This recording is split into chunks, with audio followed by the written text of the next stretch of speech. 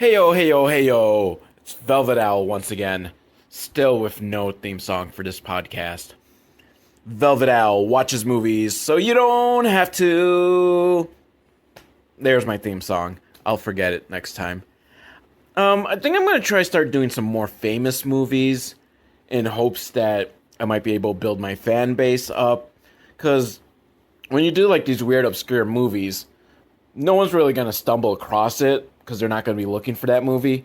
But if I do a famous movie, they might stumble across this podcast looking for that movie, listen to it, think it's the most wonderful thing, and I'll have another fan, and then, they'll be willing to listen to me talk about really bad, obscure movies as well.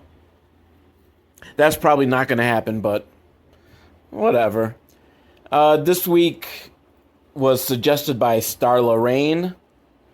That's not her real name. I used to know her real name, but I've long since forgotten it. So we'll stick with Starla Rain. I don't know if she ever actually has listened to my podcast, but she suggested to me on Facebook to do this film. So, what the hell? Maybe it'll get her to listen to this podcast. This week, if you haven't seen the title already, we're doing The Craft Legacy. I'm not sure if it's really a remake or a reboot of the original Craft. According to the description, it's a sequel. So I guess there will be ties to the original if it's a sequel, or is it one of those in-name only sequels that really has nothing to do with the original, and you might as well have just called it a remake, considering that this is like 20-some years later? 25. Wow, 25 years. The original Craft has a lot of fans, mostly high school goth girls. Me, I didn't think it was a horrible film. I didn't think it was, amazing or anything. But it did have Fairuza Balk. And at the time, I had, the hugest, biggest, meanest crush on her. I mean mean in a good way. Just, like a mean hard-on. Because I had that too. But yeah, just super crushing hard on her. And I even wrote a script about myself moving out to LA to go stalk her. And it's probably a good thing that nothing further went on with that script. Because it's a horrible, horrible idea now. But, when you're 16. And The Craft was not the film that made me fall in love with her. That was the first introduction for a lot of people. But me, it was about Return to Oz and The Worst Witch, which are fantastic. And yeah, she's really young, but I was a few years younger than her at the time, so it's not creepy that, I was crushing on, a 10-year-old Fairuza Balk, because I was, 8. So it's perfectly fine. Nowadays, I crush on legal age Fairuza Balk. Anyways, I don't know if she's in the film, or if her character's even involved, and honestly, I don't even remember what any of the characters' names were from the original, so I might not even notice if there's any sort of connection to the first, but here we go! This is from Blumhouse, which they used to make good movies, the early Purge movies and Get Out and stuff like that, they used to be, some good, horror films. Now they've kind of just been slacking. And especially whenever they get their hands, on a franchise and try to reimagine it. It's been bad. AKA Fantasy Island.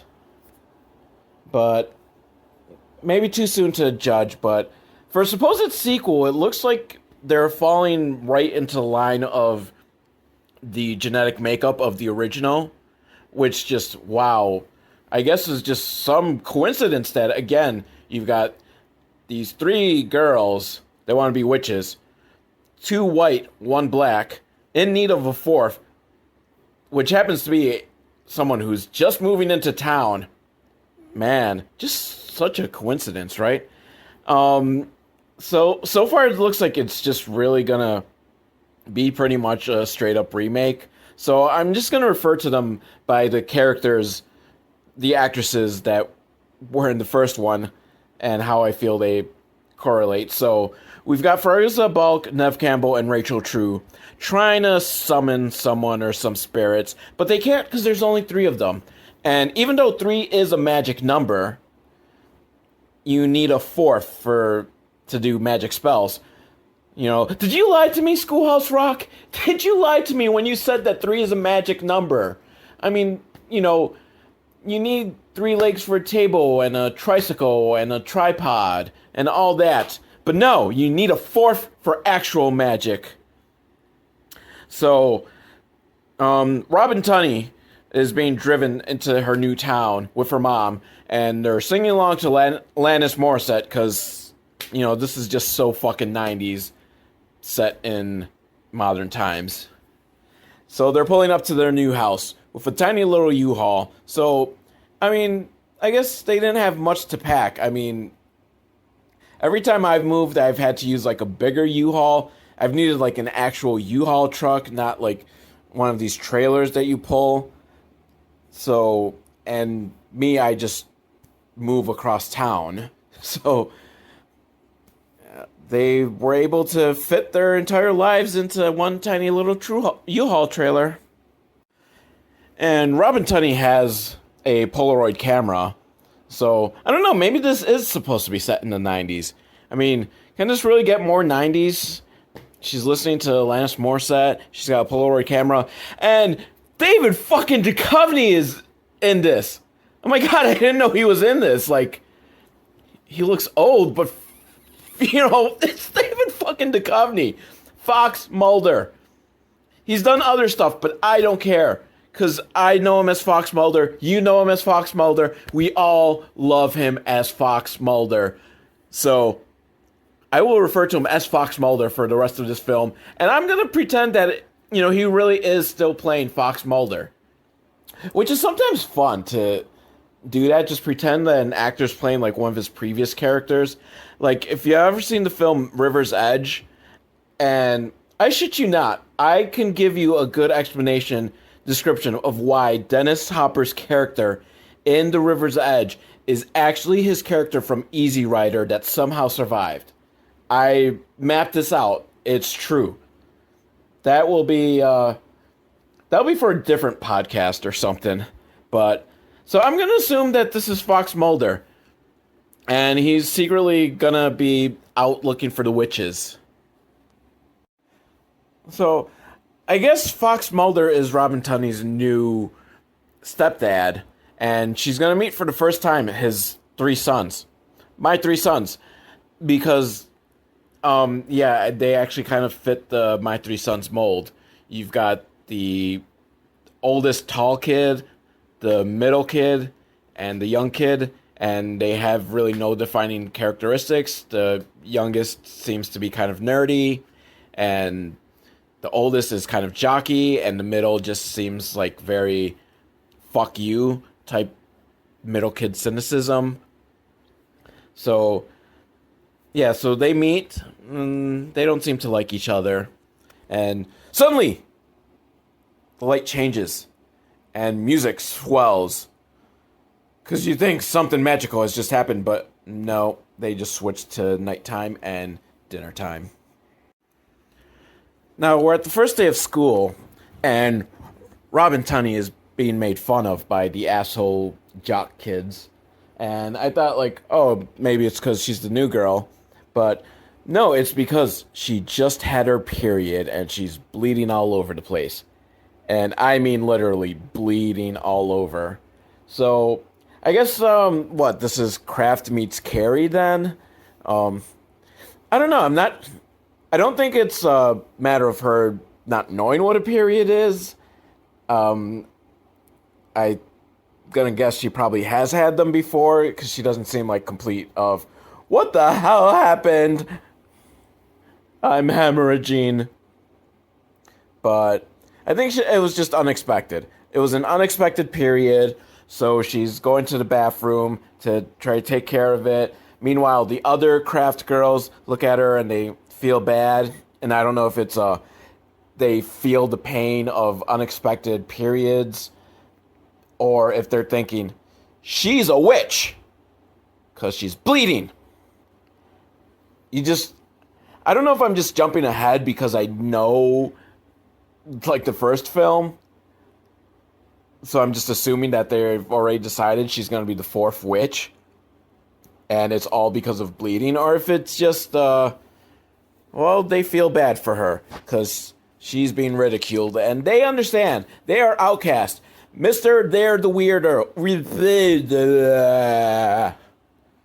That would have been such a great line had I just delivered it well.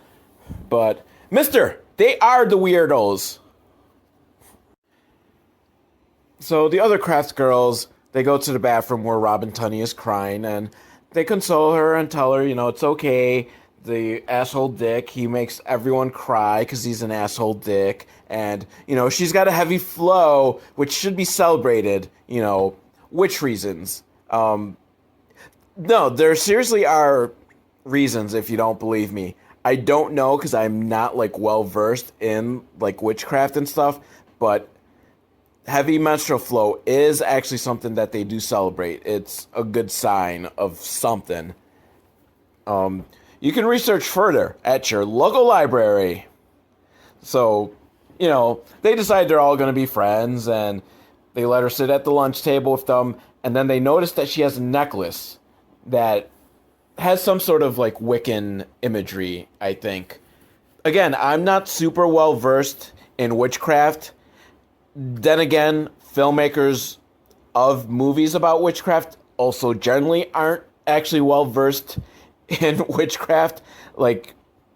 Seriously, ask any serious Wiccan, and they fucking hate the original craft.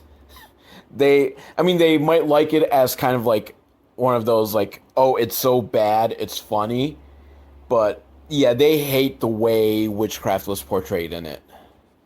That's why it's a film for high school goth girls and not for Wiccans.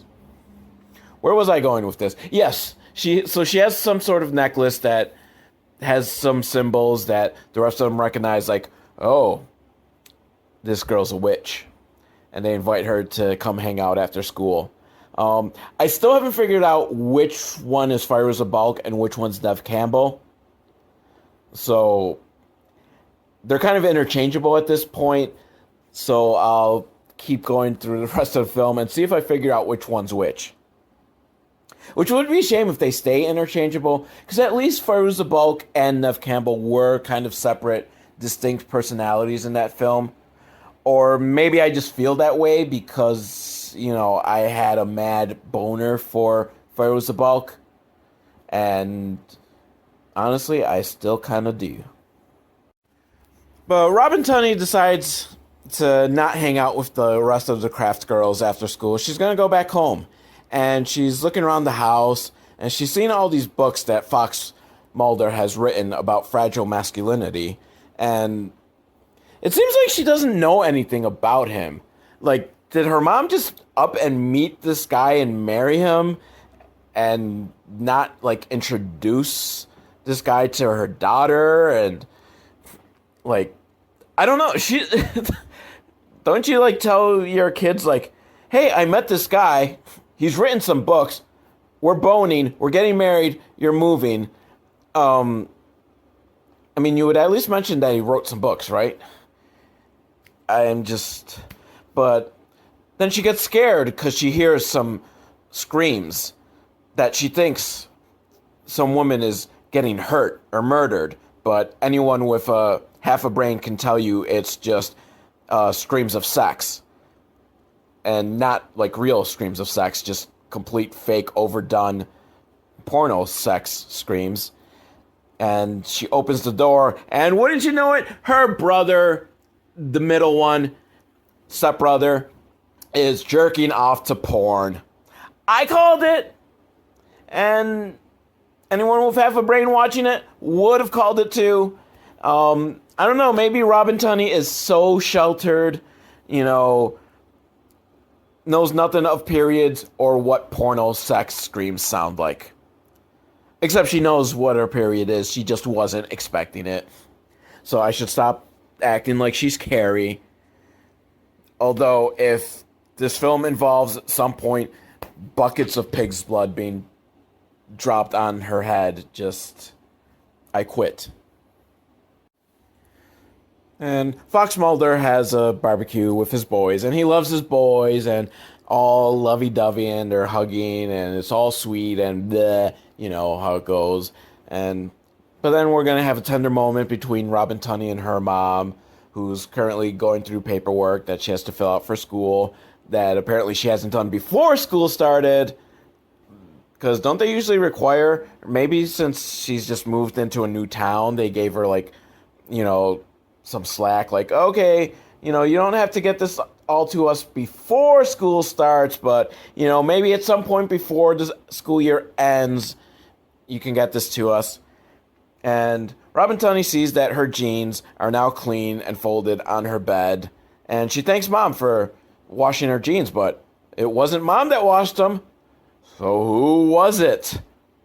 It must have been one of the boys or Fox Mulder, which I'm sure now is creeping Robin Tunney out that, one of them had to handle her bloody pants.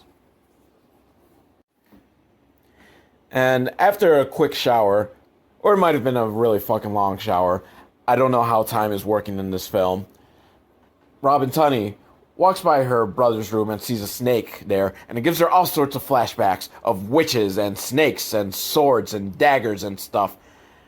And it kind of scares her, but we're back at school the next day, and asshole Dick comes up to her like, well, glad you're on time. You wouldn't want to miss first period. Ha, yuck, yuck, yuck, yuck. Which, you know what? I will give the screenwriters credit, because that is the type of terrible, terrible joke that these jock dicks say because they think it's super hilarious. So I won't fault it for not being funny, because it's intentionally not supposed to be funny. But, he's starting to harass Robin Tunney. She can't take it, so she goes to push him. And with full fucking force that she doesn't mean to, like wind force, flies him across the room because she is a witch! Bada! And the other craft girls see her and wow, she's got witch powers. We definitely have to get her on our side.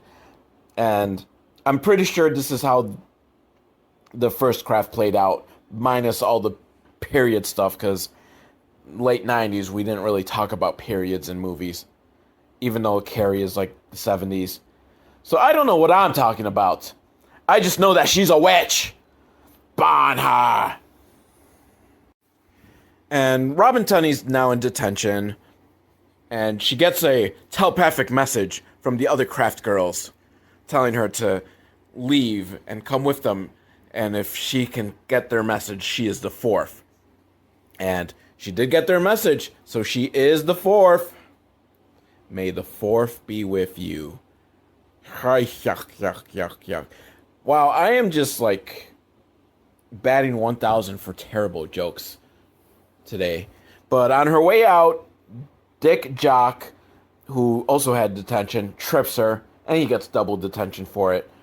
And she gets out, she finds the other craft girls who are all super excited, because yes, she is a witch, she is the fourth of them. The circle is now complete, or rhombus, because, you don't really need 4 for a circle, technically. I mean, technically if one person just keeps turning around and around, that's a circle, right? Anyways, there's 4 of them now. And it's kind of annoying me that Fairuza Balk seems to be more Jersey Girl and less Fairuza Balky in this film. But, maybe it's too soon to judge that. It's never too soon to judge. I'm a fucking judger. This is what I do.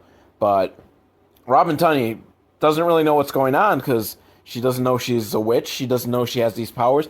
She's never been interested in witchcraft. She's never practiced witchcraft. But the other craft girls, they tell her it's okay, because they will show her the ropes. So the other craft girls give Robin Tunney a primer on witchcraft. The type of primer that if you read like the first paragraph of the Wikipedia page on witchcraft, what you'd get. Because I'm guessing probably the screenwriters didn't get past like a few paragraphs of the Wikipedia page. Apparently, Neve Campbell, at least who I'm considering is the Neve Campbell character, is trans. Kind of just brought up. Be interesting to see if that is involved in the plot in any way. It has to be, because they bring it up. It's like Chekhov's gun. You can make your own joke about a trans woman and Chekhov's gun. Go for it. I mean, I could make it, but it's going to be horrible. So I'm just saving you the trouble of having to hear a horrible joke about a trans woman having Chekhov's gun in her pants. Okay, yeah, I went there. So they're about to do a ceremony with salt, and again, I don't know if this is very accurate of how these witchcraft rituals go, but it's Hollywood, so we'll go with it. Oh yeah, I forgot to mention that Robin Tunney did agree to be part of the coven because she thinks it's so super cool, and she wants to be part of the shape-shifting part of the witchcraft trials, rituals, something. The spell worked, and they managed to freeze time, and they all start freaking out, and then the spell's broken because Snooki, I don't care, I'm not calling her Fairuza Balk anymore, because she does not deserve it. She reminds me more of Snooki than Fairuza Balk, Snooki from Jersey Shore. I was going to just call her Jersey Girl, but no, Snooki. Snooki! She ruins it because she freaks out that they actually managed to stop time. Now, they've decided that they're going to put a hex on the jock dick guy, who, you know, actually he kind of does look like Skeet Ulrich, so I'm going to call him Skeet. And Skeet. Yeah, that's his name now. It's Skeet. So they decide they're going to put a hex on Skeet.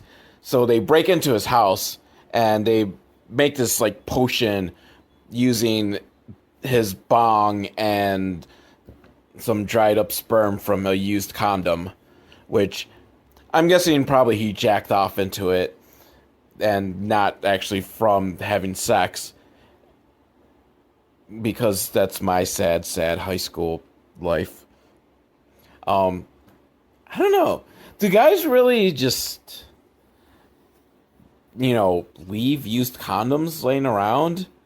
I mean, that's something I've always just been like, yeah, tie that shit up and throw it out and get it the fuck away from me. But, luckily for the craft girls, Skeet just skeeted into a condom and left that skeet just laying around. But they're interrupted because Skeet has gotten home, and they all run, and luckily Robin Tunney is able to freeze time again, giving them the chance to escape. Now we get a montage of the craft girls doing witch stuff, like the light as a feather, stiff as a board, levitation trick, and using fire to erase some graffiti. And pretty cool one I thought was the homophobe. They force him to change his clothes into like rainbow colored clothes. I thought that's a nice touch. That's good use of witch powers. Good use.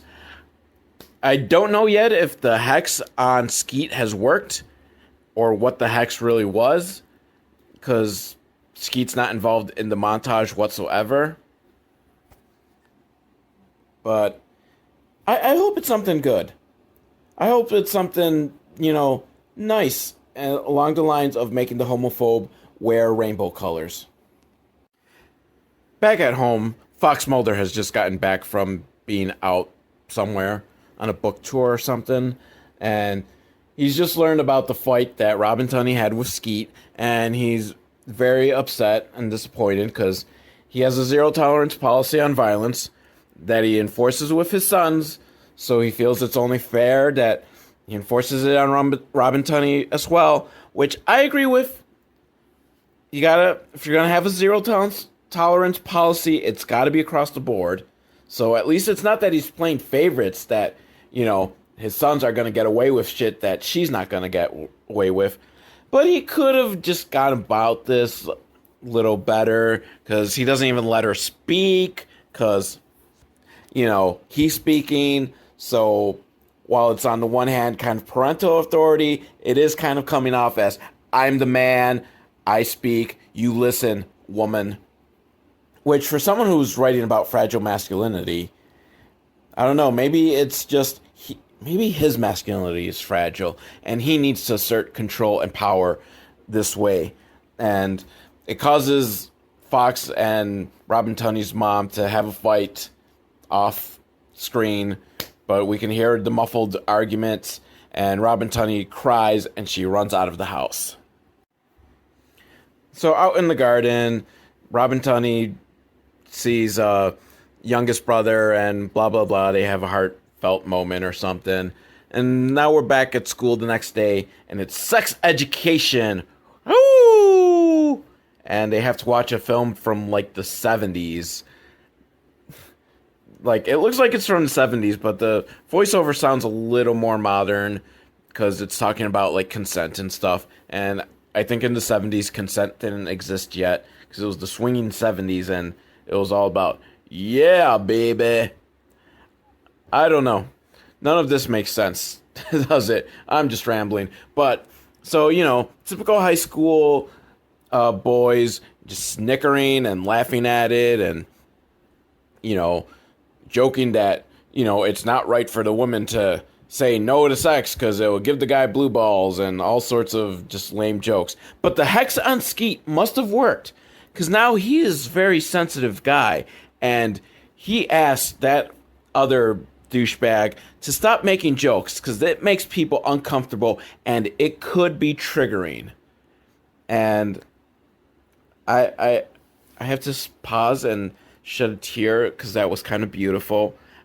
Skeet, you've learned, you've become a changed man, and the cynic in me thinks that the screenwriters are actually making fun of kind of that sort of quote unquote wokeness, and think it's funny that, ha ha ha, he has feelings. But no, I'm gonna try to just put my faith in people. And so the craft girls go to the hop-in party that all the teens are at. Not sure how they got an invite. Is it one of those, like, everyone from school is invited whether or not you're cool? I don't think my school ever had those parties. Or if they did, even I wasn't cool enough to get invited to them. So there's some mean girls there that, are making period jokes because, they're mean, they're bitches. Skeet's there, and he apologizes for being a complete a-hole earlier. And then he goes on to explain why Princess Nokia is, like, the most important artist of our time. And I don't know who Princess Nokia is. Never heard of her or him or they. Not sure how they identify, because I know nothing about this Princess Nokia. And I may have given their music a chance if anyone but fucking Skeet Knockoff was extolling their virtues. But since it was this douchebag, and I don't care that he's reformed, because he's not really reformed, he's just under the fucking hex spell, but because that douchebag proclaims her to be, like, the greatest artist ever with all this deep social commentary, fuck you, Skeet. I am not listening to Princess Nokia. I apologize, Princess Nokia. I know it's not your fault, but that's just the way things go sometimes. And this party scene might be cool if you're, like, a teenager who likes to watch other teenagers party, but it's a pretty boring scene. And, most scenes in this film have been, like, 30 seconds long, but this party scene just wants to drag out. But, okay, the party's over, and we're at school the next day, or the next school day. I don't know how long it's been. But the craft girls are walking in. They've got that power walk. The power walk that every clique in school movies do that lets you know they're the ones that run the school.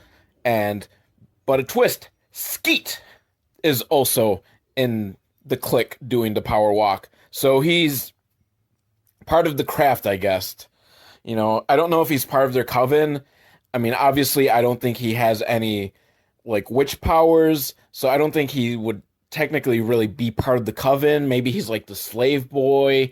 I don't know how covens work and if they have slave boys, but I'm of the firm belief that every group, no matter what, should have a slave boy, but only if they're white.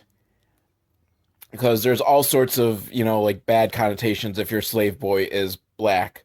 Unless, unless he's a willing slave boy. I don't know. Because now we're now getting into something that's way too deep for my dumb podcast. So let's just say, fuck you, Skeet. We're back to that. Now, the Craft Girls are back at Robin Tunney's house, and they're hanging out. Oldest stepbrother, he's playing video games, like some Call of Duty or some other war game. And Rachel True, she wants to play too, but no, he's all like, I think he tells her no, but it's more of a grunt, because, he's a guy who likes war video games, and they tend to just grunt instead of talk. So they use their witch powers to make the TV go on the fritz. And I have to say, I'm kind of disappointed so far in that, Rachel True, she's the black girl, and she's kind of getting the short shrift on this film. Like, she played more prominently in the original Craft. Like, there was a whole thing about how there was a racist girl and the conflict between them two. Here she's been kind of just to the side. Trans girl as well. We don't get much about her. I mean, I would imagine that, those two are the ones that are going to have the toughest time in school.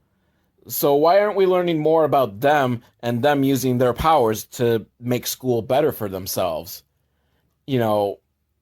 This just feels like a missed opportunity. This could have been so much better film. Granted, there's a lot of problems so far with this film that don't even relate to kind of which character should be like delved into further. But Skeet comes to the house because he's hanging out with the middle stepbrother. They're supposed to do homework or something, but Skeet would rather hang out with the Craft Girls. And middle brother's like, yeah, no, you go do that by yourself. And he's like, all right. And they go up to Robin Tunney's room, and they're gonna play 2 lies and a truth, or 2 truths and a lie. I'm not sure which version they're doing. Which I bet one of them is gonna be like, I want to fuck you. Is that a truth or is it a lie? But there's the possibility that the game's gonna then turn to spin the bottle, which, all right for Skeet. Like, yeah, that's a 1 in 5 chance that he's gonna make out with one of the Craft chicks. I say that because if the bottle lands on himself, I don't know. How does that work in Spin the Bottle? If the bottle lands on yourself, do you have to then make out with yourself? But then again, Skeet is under this hex, so he might not even want to play Spin the Bottle, because he'll find that misogynist, and, he'll worry that, he's kind of forcing himself onto some woman who doesn't want to really kiss him. So they play the truth and lies game, and Skeet ends up admitting that he hooked up with the oldest stepbrother, and it just changed their relationship forever, and oldest stepbrother won't even look at Skeet anymore, and it really hurts Skeet, and he's upset because he doesn't know how he can handle it, because he's bi, and things are really tough for bisexual men, because people will just assume, like, oh no, you're really gay. Which is true. It is a issue that they have. And, I mean, again, props to this film for addressing that. But fuck you, film, for making me have to now take back every bad thing I've said about Discount Skeet so far. Cause now I sympathize with him. Like, dude, that is kind of fucked up that you hooked up with your friend and he doesn't want to now even acknowledge you as a friend because, he's probably all like one of these homophobics who can't handle the truth about himself and doesn't want people to think he's gay. And then you have to deny yourself because you can't really be bi. And man, I'm sorry, Skeet. I apologize. You may have been an asshole, but you kind of... No, you know what? Fuck that. Yeah, you have a tragic backstory, but that still doesn't give you the right to be a fucking dick. So own it up. And he did own it, and he apologized. So, god damn it, film. I don't know. I want to hate Skeet, but I can't hate him anymore. But the game comes to abrupt end because Fox Mulder gets home, and the Kraft girls can't be there because of reasons. I mean, Skeet says he's going to distract Fox so that the Kraft girls can get out of there. I don't know why. I mean, I think he'd be more like upset that Robin Tunney had a boy in her room rather than having the other Kraft girls. Except, remember, they are witches. And Fox Mulder knows that the truth is out there. The oldest stepbrother has not come for dinner. He just left the house because, Skeet's still there. But Fox doesn't seem too concerned about it because he just wants to talk about his business trip and the therapy he's doing for toxic masculinity or whatever it is. I'm not fully sure. But he thinks he's healing people. So, good for him. Now, Robin Tunney goes up to her room, and Skeet has left his sweatshirt there, so she decides she's going to put some sort of spell on it, and then she proceeds to masturbate with it. Like, she just gets underneath the covers and just starts rubbing it against her crotch, which is kind of hot, and I'm sure there is a complete, category for that on Pornhub or something. I'm sure that's like a genre of porn, just rubbing clothes against your genitals. But unfortunately, she gets interrupted by Skeet, who's looking for his sweatshirt. How awkward. It doesn't stay awkward for long, though, as they just get into a hot and heavy makeout session. And I think they're about to do it, but oh no, cock block! Register trademark. Not on the word cock block, just the way I said it, which I would say again, but I completely forgot how I did it. But he gets cock blocked by middle stepbrother because, they do at some point have to do their homework. Which, I know, it's, do you do homework or you get the pussy? Homework, pussy, homework, pussy. And in the back of your mind, pussy's gonna win, but you gotta think about your future. And you gotta keep your grades up. So, yes, go for the homework. Then Robin Tunney tries to get some sleep, but she can't because there's some noise. Something that's creeping. And she gets up to investigate. What can it be? What kind of horror can it be? And jump scare! It's oldest brother. He sleepwalks. And then she goes back to bed. And it's the next day at school. And there's terrible news to give the students. Just want to add, even though it's completely irrelevant, I guess, but god damn, she looks good in the jeans that she came into school this day. I only pointed out because when she walked in and there was all this gasping, it seemed like they were going to make a point of how hot her ass is in these jeans. Fantastic jeans. But no, that's not the point of the scene. See, there's some tragic, terrible news. Skeet is dead. And they believe by suicide. And all the Kraft girls are really worried because, they think it might have been something they did, something with the hex. And especially Robin Tunney is probably like going, oh no, I was rubbing his sweatshirt up against my crotch, and that somehow killed him, because I have killer crotch. I have a vagina dentate. Vagina with teeth. I don't know if that's the sound a vagina dentate would make, but... The craft girls have gathered into the bathroom, and they're talking, and they feel like very responsible, thinking that, since he admitted the secret of the affair and being bi, that it was too much for him, and that led him to kill himself. But Robin Tunney says that can't be the case, because he had come to her at night and said that he felt like a weight had been lifted off his shoulders. And then she admits that she put a love spell on him, which is 2 spells on him. He's got the hex spell and the love spell. So the other craft girls think, okay, is this too much? And they think that Robin Tunney hasn't been taking this seriously, that she's just all about fun and games and hooking up with her crush and not realizing the weight and responsibility. It's like my dear Uncle Ben said, with great power comes great responsibility. And it's true. With great witch powers comes great witch responsibilities. And she should have been more careful.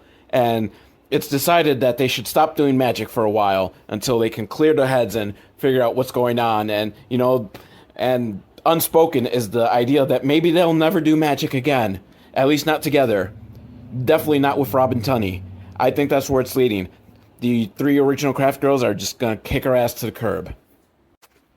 At home, Fox Mulder is holding some sort of therapy group for, I think it's some of the male students. I mean, his sons are there and some other guys that I don't really know or recognize.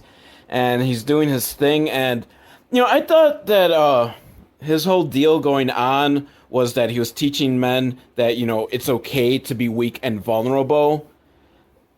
And that doesn't make you any less masculine. But no, actually, what really is saying to these people is that, yes, it is weak, and you have to root out the weakest members so that you can remain strong.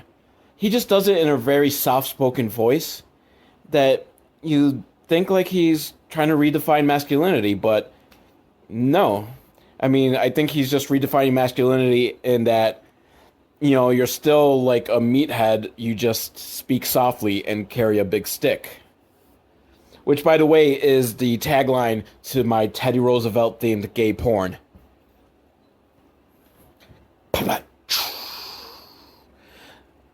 was supposed to be a drum roll or a crash cymbal or something. But Robin Tunney has, witnessed this, and she's realizing, that Fox Mulder is doing some very un-Fox Muldery stuff here.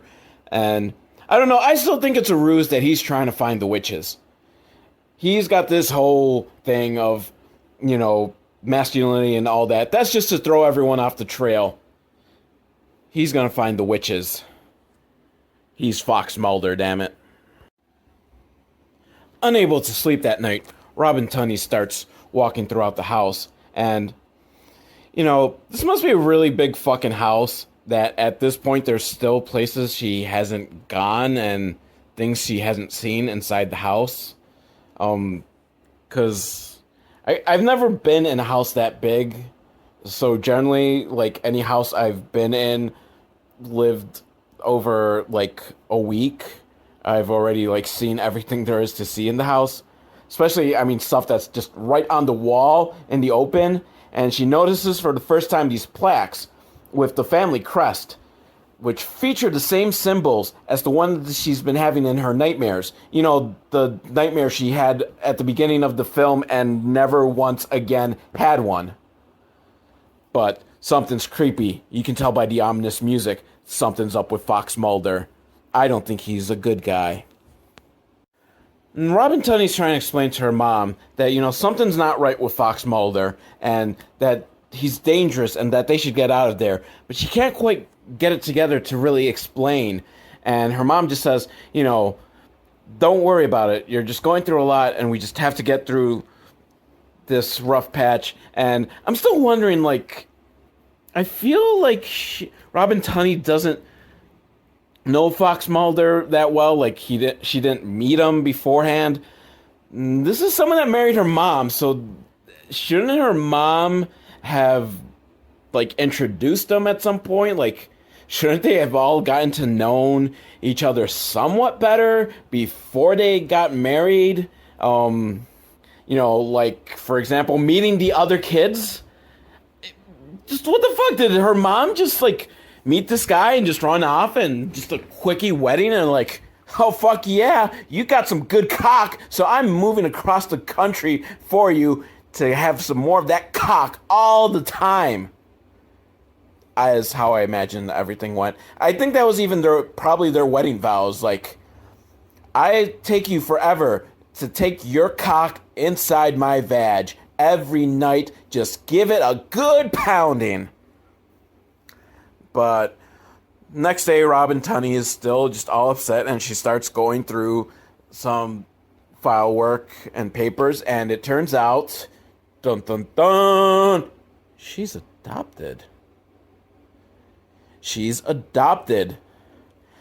Now, there's the question of at what point is a good point to tell your kid that, they're adopted? I would think by the time they're in high school, they're old enough to kind of like understand, like, okay, here's the thing. Your birth parents, for whatever reason, didn't want you or couldn't have you, so they gave you up, but we took you in and we love you and we raised you and you're our daughter. We don't care what genetics say. You are our daughter. I mean, what was the plan? Was she waiting till like she was like in college or married or just kind of at some point in like hospice, she's dying of, oh, by the way, you're adopted? I don't know. I don't know when is the good time, and I guess it should differ from child to child, but I don't know. I think high school seems like a little late to be, or it might be the perfect time to, hey, you're adopted. And on the adoption papers, there's no name listed for a father, which she had been told that her father was just out of the picture. So there was never a father. She's adopted. There's no dad. And she does not know anything about Fox Mulder because her mom just, I don't know what's going on. I feel bad for you, Robin Tunney. The world is conspiring against you. And so Robin Tunney, understandably upset, confronts her mother about this and wants to know, why haven't you said anything? And mom's like, it's complicated. And Robin Tunney is like, it's not complicated, it's simple. And I agree. It is simple. You just have that conversation. Hey, you're adopted. What do you want for dinner? See? Simple. You don't really need to go too complicated with it. But apparently, I guess that was the condition of the adoption per the birth mother, was that it was never to be revealed to Robin Tunney that she had been adopted. And I wonder, is the birth mother one of the original Kraft witches from the first film? Because, I mean, that's the only way this would make sense as being a sequel and not a remake. Will we find out who the birth mother is? Let's stay tuned. At the funeral, Robin Tunney tries to talk to the other Kraft girls, but they don't want to talk to her because they're still upset because she's used her powers irresponsibly. But then they realize that they also have used their powers irresponsibly for putting the hex on Skeet in the first place. So they do some sort of spell on themselves to bind themselves from being able to harm others or something else, which I'm guessing is going to come at the end when they need to use their witch powers to help Robin Tunney, but can't because they put this spell on themselves. Wah, wah. And Robin Tunney accidentally uses her psychic telekinetic powers to knock her mom down. So her mom admits the truth to her that she's known all along that Robin Tunney is a witch. And she was just hoping that her powers would never manifest. But now that the time has come, she tells Robin Tunney a spell in order to transfer the power over to her mom.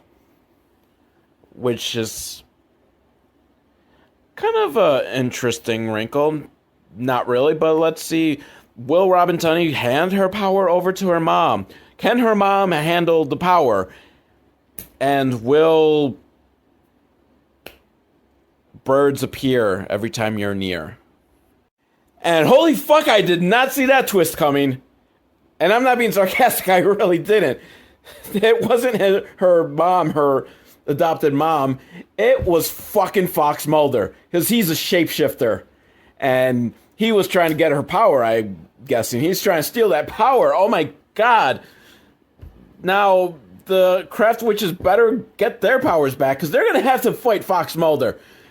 And, you know, I called it. He knew about the witches, and he's after them.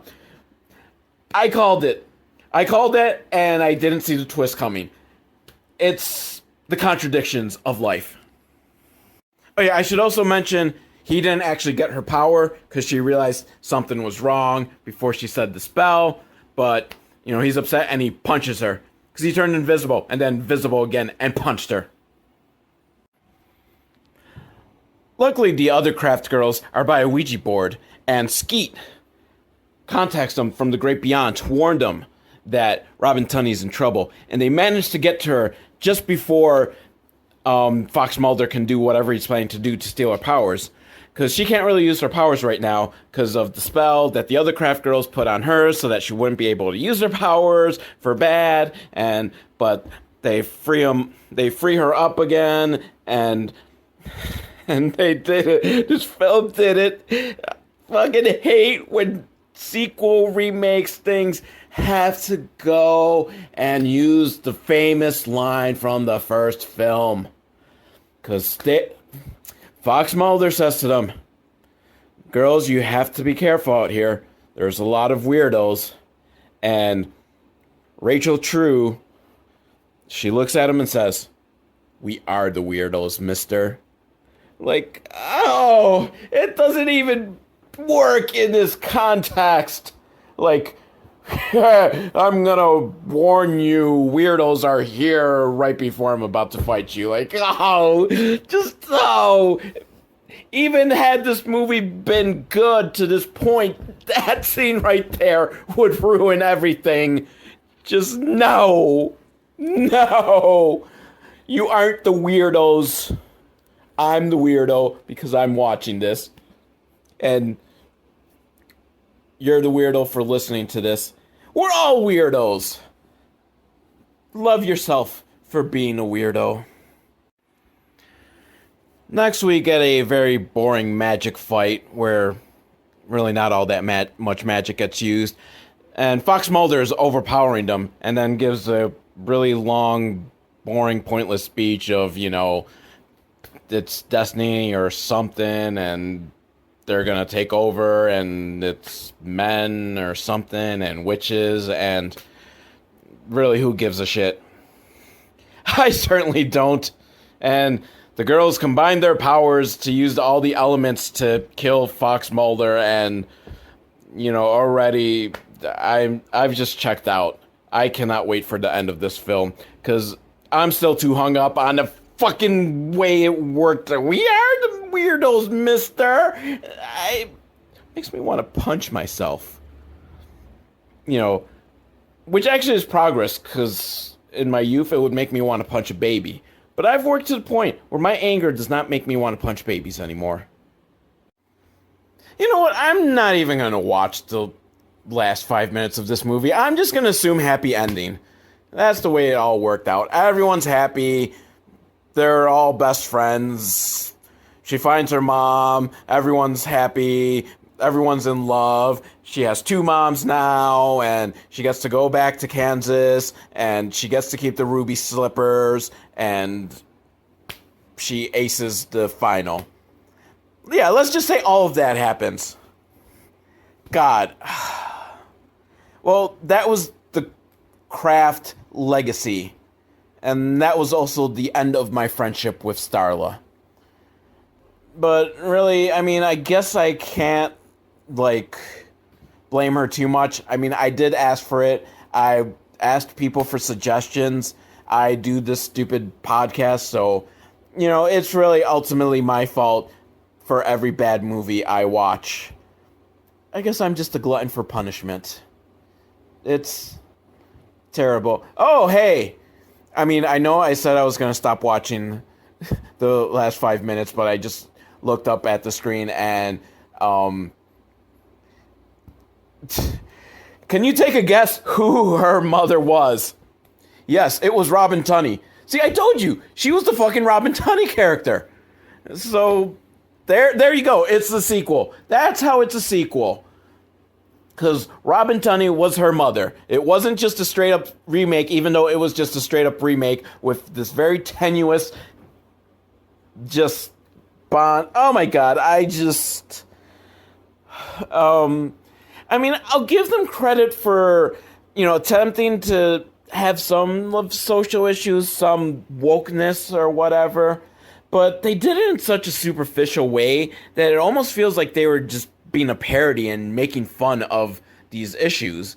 And really, for all the faults of the original Craft film, at least, they did work at, fleshing out the four girls and really giving you a sense of why they were outcasts at school and why they would be attracted to the magic powers that they got. Here, they're just, it's, hey, they're four girls. Yeah, you're going to assume that they're losers. And you got a trans character that... Now I'm wondering if she even was trans, and did I just mishear the line? Because there was only one fucking line about how transgender women can't give birth to babies, so... I kind of just, I guess, made the assumption that that character was transgender, never got brought up for the rest of the film, which would have been a really good, plot point. That would have been some good character development to learn about how she's an outcast at school for being transgender and how these magic powers could help her. Because, I mean, that was, the thrust of the original Craft was how they were using these powers to improve their lives because they're outcast. And this film just pretty much does most of what the original Craft did without the effort of actually trying to make a good film or anything. And it didn't have Fairuza Balk. And, I mean, that alone is 15 strikes against it. Because any film that does not have Fairuza Balk automatically gets 15 strikes against it. That's just one of my personal rules. But yeah, if you had an idea for a movie that's going to piss me off for watching it, and that while listening to this podcast you can visibly hear me pulling hair out, shoot me an email at velvetal@hotmail.com or leave a message if you're watching this through YouTube. Click and subscribe, as they say, for YouTube videos. Whatever, I don't really care. Just, if you enjoy it, hopefully you come back and check next week again to check out my next video. Peace out. Yeah, I really gotta work on a sign-off. One quick last thing. Looking it up, actually, it was Fairuza Balk. That's the real mother, not Robin Tunney. Like I said, I stopped caring. I glanced at it briefly. I didn't really bother looking at it. So I guess since technically it does have Fairuza Balk, I have to take away those 15 strikes against it. But I'll leave 3 strikes against it. God, this movie sucked.